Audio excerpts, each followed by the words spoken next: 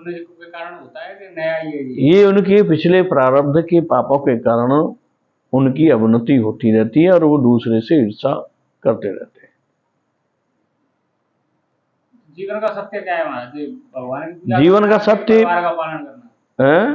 जीवन का सत्य क्या है? हाँ, भगवान का भजन करना कि संसारिक कार्यों को करना? जीवन का सत्य तो भगवान को प्राप्त करना है।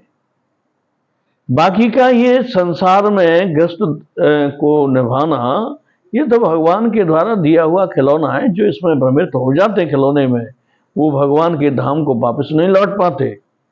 और जो इन खिलौनों को फेंक देते हैं बच्चे की तरह, तो उनको फिर माता रूपी परमात्मा अपने गोदी में बैठा लेते हैं।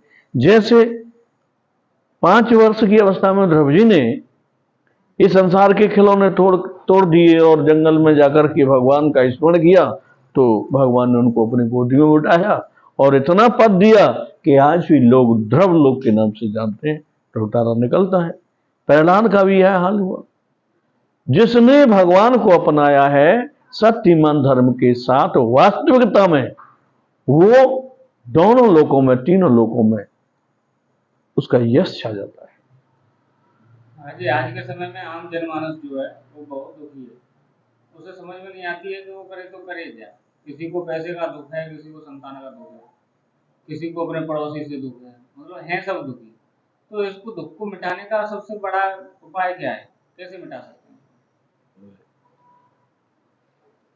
अब इस विषय पर अगर देखा जाए तो श्री रामचरितमानस में एक सिद्धांत मिलता है, तपसी धनवंत बहे और गृहस्थी धनहीन। अब ये तपसी धनवान क्यों हो रहे हैं?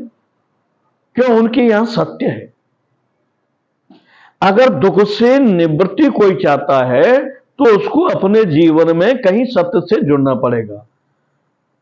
दूसरी बात, भगवान शिव ने कहा है पार्वती को कि इस लोक में और परलोक में दोनों जगह यहां सुखी रहने का, जैसे कीर्ति, यश, बुद्धि, वैभव कैसे मिलेगा? तो मात्र शिव जी ने एक सच्चे व्यक्ति के साथ संग रहने को कहा।